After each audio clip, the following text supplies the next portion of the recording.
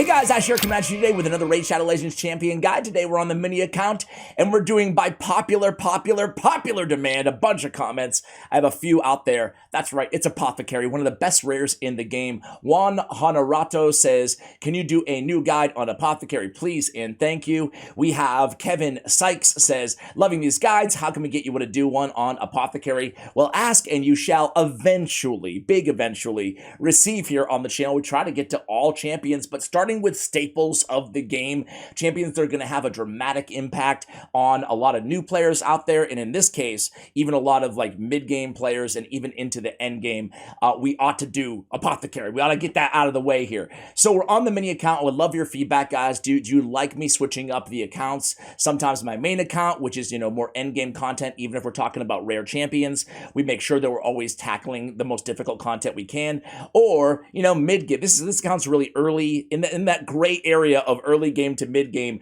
We don't have a lot of great haul development. We don't have really that many good artifacts at all on this account, and half the time we don't have the silver to actually upgrade them when we do. So we don't have booked out champions, for example, on all of our champions. On this case, we do today. We don't have masteries on most of our champions. So I would love your feedback on that, guys. I really appreciate it. So let's jump to it here. Why is Apothecary still one of the best rares in the game? Well, honestly, he's a multi-dimensional support champion.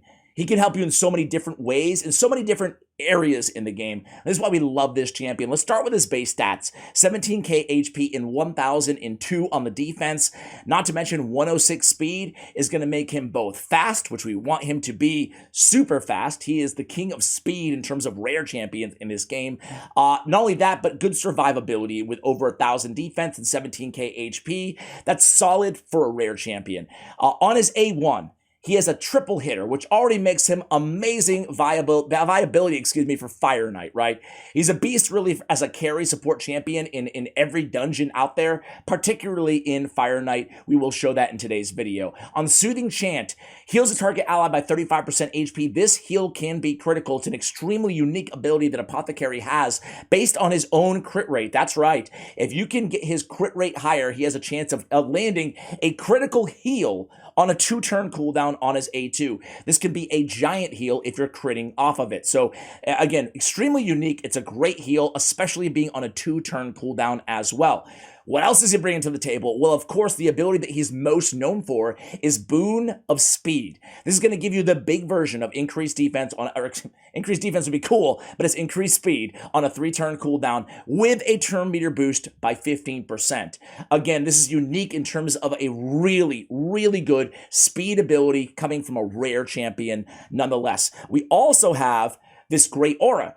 Increase ally defense in dungeons by 21%. So really, this dude is a beast in every dungeon in the game. Going to be a great carry for clan boss. Going to be an amazing turn meter booster for the arena. So really, as I said, the versatility on this champion and how he can excel in multiple roles and really just elevate your account through the progression in raid is really second to none when we talk about a lot of rare champions. There's only a few other rares that are even in the same conversation as Apothecary out there in terms of their overall viability and utility inside the game. I do want to pull him up really quickly on Hell Hades, see where he ranks him or how he ranks Apothecary. So he ranks a 3.5 in the champion overall rating. I actually disagree. In terms of rares, I'd put him a 4.5 or maybe even a 5. I really think they don't get that much better than Apothecary.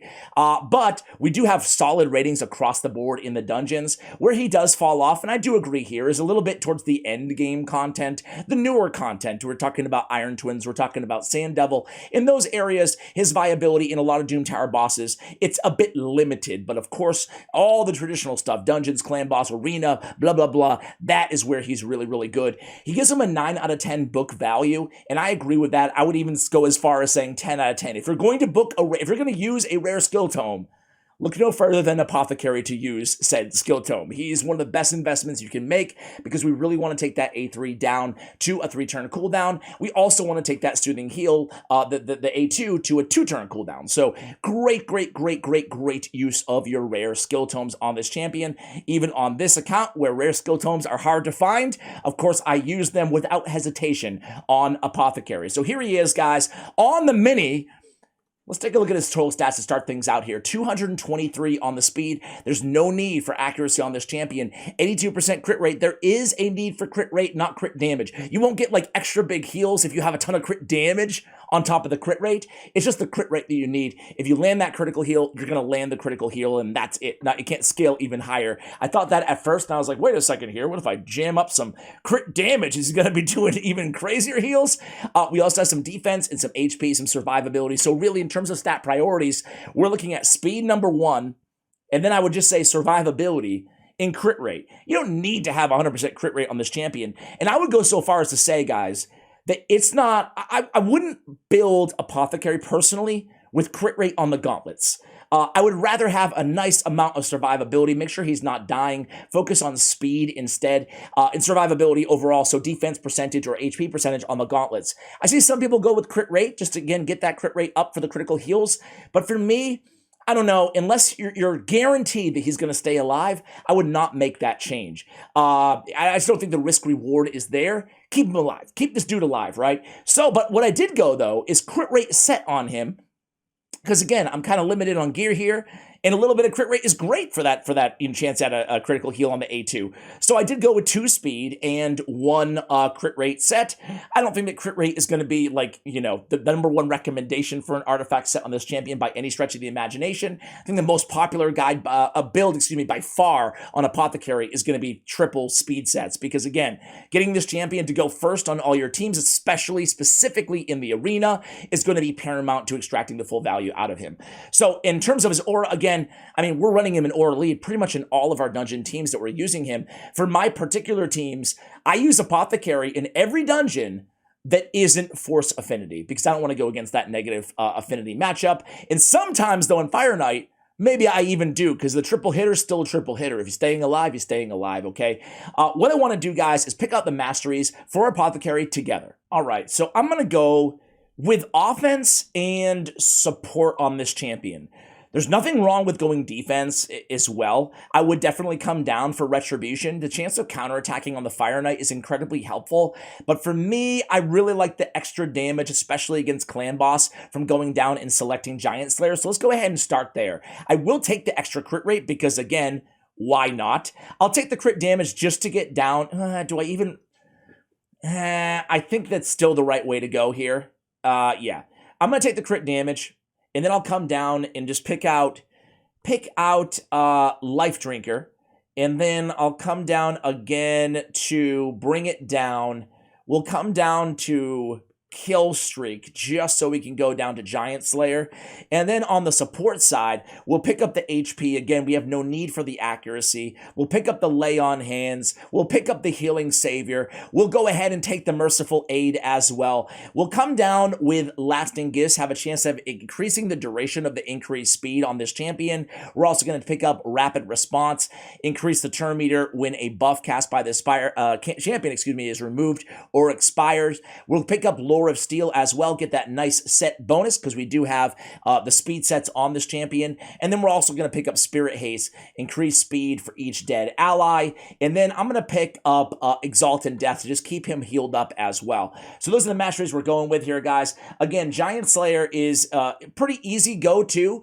If you're unsure if they have more than 2 hits on their A1 ability, go Giant Slayer. If they only have 1 or 2 shots on the A1 ability, their first ability, go with War Master, because it's going to be, when you do the math, right, you get a 60% chance of inflicting bonus damage, but on the Giant Slayer is going to work on all of your hits, so it's 30% on each hit. So going Giant Slayer when we have triple hit is usually the way to go. Another reason you might want to go Giant Slayer, by the way, while we're talking about that mastery, is even if they only have a 1 or 2 hitter on their A1, but some champions have like Brackus, the Shifter, for example, right? He has a 1 hitter on his A1, but then he has like a 6 hitter on his A2 and a double hitter or something on his A3, right? There's a lot of champions that have maybe like 5 hits on the A2 and 4 hits on the A3, but only 2 on the A1. It still might be worthwhile in those rare situations going with Giant Slayer Mastery. You're going to make that decision for yourself depending on how you're using the champion, what the comp looks like, etc. All right, so for example, if there's like counterattack on your team, you might still want to go War Master in those situations. So again, there's a lot of factors. There's never any, for me, there's never any copy-paste scenario when it comes to masteries inside this game. You got to read them. You got to think about what makes sense for the team and the way that you're using your champion. All right, in terms of blessings, we do not have him ascended here, guys. You could go with Miracle Heal, chance of extorting restored max HP when healing, and again, that heals great on his A2, so there's an option there. We could also go chance at blocking stun, sleep, and fear from Indomitable Spirit. Indomitable. Another one, guys, is going with Survival Instinct. Partially fills his champion's turn meter whenever a debuff is placed, spread, or transferred onto them. Occurs once per enemy turn, so you get turn meter fill. Again, keeping this dude going is always a good idea. Speaking of which, another option, if you don't care at all about damage on this champion, you can come down and pick up Timely Intervention. Increases champion's turn meter by 20% whenever an ally hero drops below 25%. Again, that's going to help him get to his heal faster. It's only a 2-turn cooldown. So kind of like what we love picking out Timely Intervention on revivers to make sure they're moving along and they're ready to revive if somebody's about to die. But also our healers is the same thing, right? Maybe you can catch them before they die, get that Timely Intervention proc, come in there and get that great spot heal on the A2, right? So those are the masteries we selected here, guys. We talked about his kit, HP on the gloves, we have defense on the chest, we have speed on the boots, and again, for the accessories, we're looking for speed, man. We're looking for some survivability and speed, but my accessories suck on this account. So look at this, a 3-star defense amulet at level 12 right now. And we have defense again on the ring as well. His defense scales really well, and his HP scales pretty well as well. So I'd like to have a nice little mix of defense and HP on this champion. Maybe a little priority towards defense in that direction. We already showed you his total stats, but again, speed is going to be king on this champion. All right, guys, let's go ahead and show him. Let's start out with the arena, because that's probably where I use this champion the most right now. I have a speed or a lead, but he's the fastest champion on the team. He's going to benefit from Skull Crown speed aura, obviously. He's going to lead in with Boon of speed automatically. You don't need to set that up in team setup. He's going to have the increased speed on everybody plus a turn meter fill of 15%. So if we can get the next in line, our debuffer, within 15% speed of Apothecaries going first, which we actually don't have here, but it's kind of close to, well, that will be ideal, right? That way there's no interruption in terms of passing the baton from Apothecary to the debuffer. In this case, that is War Maiden. But going against a team here without a speed aura, I'm feeling pretty confident about this squad. You'll also see that I'm running 2 nukers on this team because, frankly, my gear sucks so bad that I'm usually not able to kill them in just 1 hit. So having 2 is better than 1. I have Rhonda and Skullcrown on this squad. So again, another team without a speed lead. That tells me that I'll probably outspeed them. And again, Apothecary is going to go first. He's going to turn meter boost everybody. He's going to increase speed on everybody. And then boom, boom. And we didn't kill anybody. We didn't kill anybody there. But Apothecary comes in with his A1. We have the A2 or whatever from Rhonda. And now we just have to contend with 2 unbelievably tanky champions here. So we'll see. The lucky thing is we can heal up our team as well, but this might take a while because Lady Annabelle and UDK, especially when everybody's dead, can be super annoying, but it looks like we're going to get through this one A-okay. This is a great speed farming team for your Great Hall, guys, and this team is not predicated on anybody in particular. We can use Seeker instead of Apothecary. He has a turn meter boost as well. He doesn't have increased speed, but he does bring increased attack, getting more damage out of our nukers. We can sub in a champion like, usually I use Duck the Pierced as a debuffer, but of course Stag Knight works. Basically anyone with decreased defense in spot of War Maiden, but War Maiden's super accessible. And then we have 2 nukers on the team as well. So this is it, man. It's not rocket science. It's not like an advanced team or anything like that. It's just the bread and butter of, farming up your Great Hall and Raid Shadow Legends, and Apothecary is an absolute fantastic option to speed boost your team. So after this team, I think you guys probably get the point here. Romero, are you ever going to die? Again, really, really weak in terms of my nukers on this account because I prioritize my gear and my books, generally speaking, to my support champions, keeping my revivers alive, keeping my speed boosters fast, rather than, using all my silver on upgrading everything on my nukers. Just to prove that point to you guys, take a look-see here. take a look at how weak like Ronda is, for example. I mean, that's pretty pathetic in terms of she's barely got 20k HP there, not a lot of speed, 100% crit rate. That's all that we really care about here. And same thing with Skull Crown. It's really struggling here in terms of my artifacts on these champions, but still, I like the squad because I do like having that speed aura too on Skull Crown. I lie. Let's do one more arena battle here, guys. This team's got UDK and Kyoku on there, but let's see if we can take them out with our Ronda. Well, we take out at least one, but I'm kind of scared for the Ronda on the opposing team, not gonna lie. Okay, we stay alive. We stay alive. Now we have to deal with Kyoku's Ally Protect with Unkillable, which is so annoying.